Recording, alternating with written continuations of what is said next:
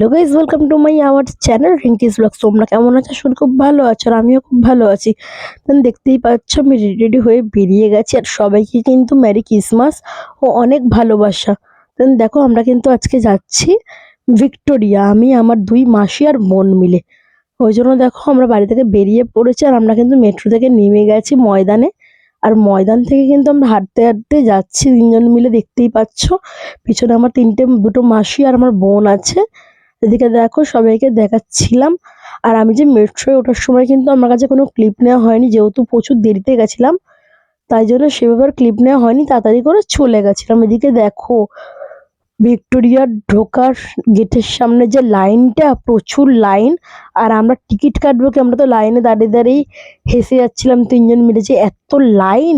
At least দেখো ticket কাটা হলো আর এখানে দেখো আমরা ঢুকে পড়েছি, দেখতে থাকো। আর এখানে দেখো বাইরে থেকে দেখালাম, আর এদিকে দেখো একটা সান্টা রয়েছে। আমি দেখো এখানে সান্টার ভিডিও করছিলাম। আর চলো ভিক্টোরিয়ায় ঢোকা যাক, দেন দেখতে থাকো। চলে আসো আমার সাথে তোমরাও, আমিও যাচ্ছি, তোমরাও দেখতে থাকো আর চলে আসো।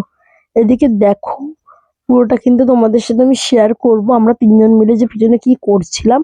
এদিকে দেখো পুরো ক্লিপ নিয়েছি যতটা পেরেছি আর কি আমি। প্রচুর ভিড় ছিল গাইস, প্রচন্ড ভিড়। আর আমরা ভিড় ঠেলতে ঠেলতে যেভাবে গেছি এসছি জাস্ট কোনো রকম।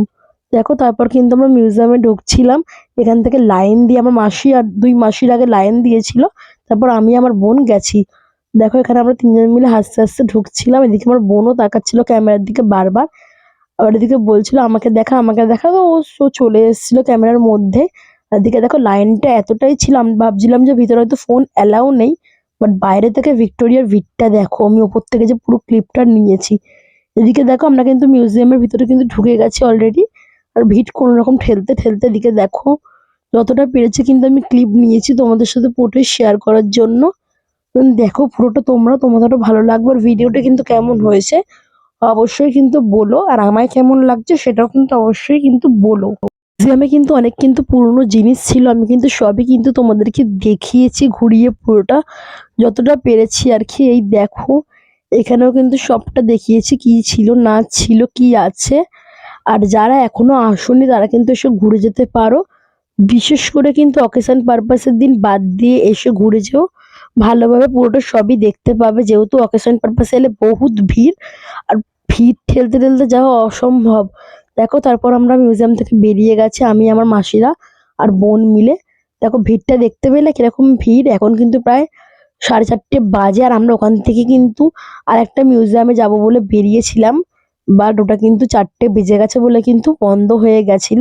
এদিকে দেখো ধর্মতলা কিন্তু পুরো সেজে উঠেছে লাইটিং এ। এদিকে দেখো একটা দাদা কিন্তু গিটার বাজাচ্ছিল রাস্তার মধ্যে।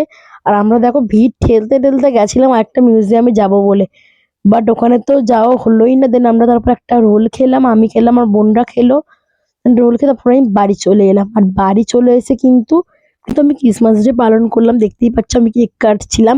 আর আমরা কিন্তু ফ্রুট কেক খাই না বলে কিন্তু আমরা চকলেট কেকই কেটেছি। এদিকে দেখো আমি সবাইকে একবার করে কেক খাইয়ে দিচ্ছিলাম। আর ভিডিওটি ভালো লাগলে like, comment, share and subscribe করে দিও। বাই।